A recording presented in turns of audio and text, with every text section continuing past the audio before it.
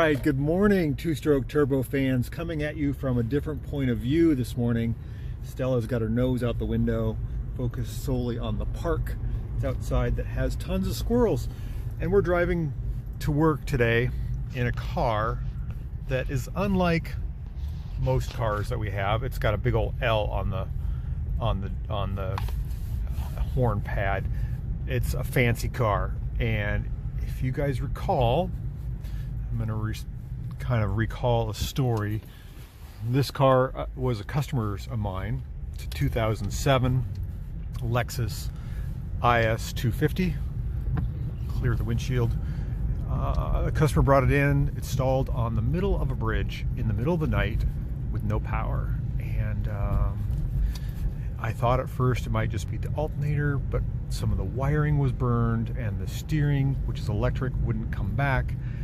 And she was on the fence about the car. Anyways, anyhow, took about a month or so sitting in my shop lot, and she sold me the car, or I bought the car, and I did not know if I could fix it.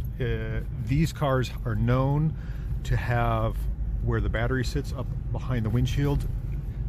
If the battery acid leaks down on the steering control computer, that it's really expensive to fix, like it's $3,000 or $4,000, and I didn't know if that had happened. There is some corrosion at the base of the steering, or base of the battery box.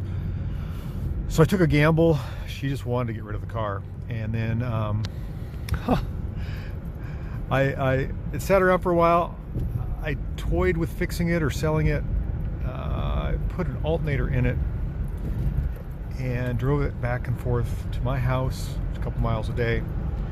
It seemed fine until Lisa and I took it on our anniversary trip to Bend, which is about 300 miles away.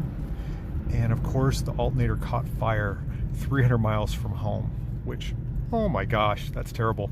Luckily, I was able to stop at a friend's house, and I fixed it in his driveway, put an alternator in it, fixed all the burnt wiring, and thought this car is just doomed. It's just got a problem that can't be solved.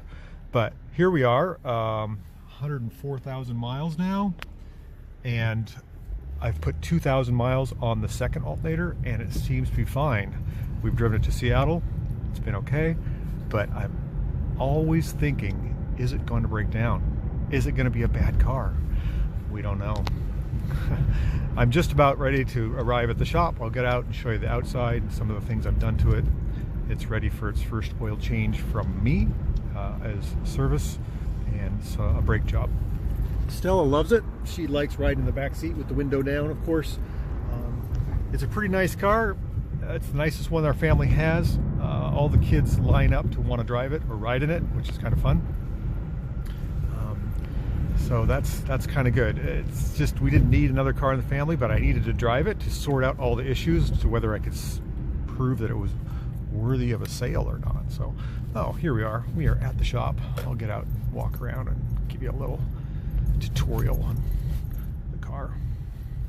So again, it is a Lexus IS 250. It is an automatic. It is two-wheel drive.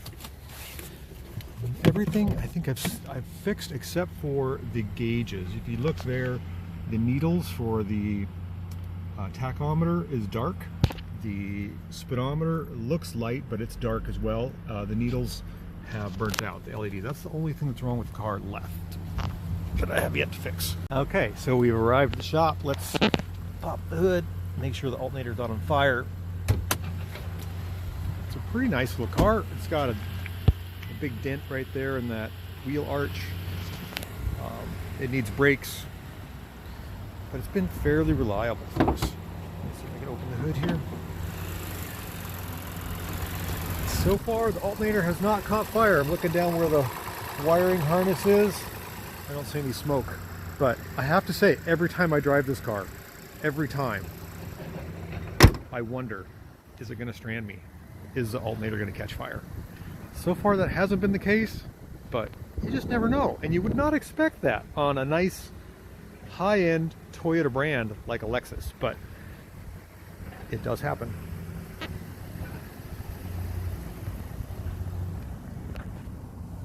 That's a good puppy. we'll just keep driving it and enjoying it the best we can. And I guess if I have to put 6 alternators in it, it's just part of life, right? Thanks for watching.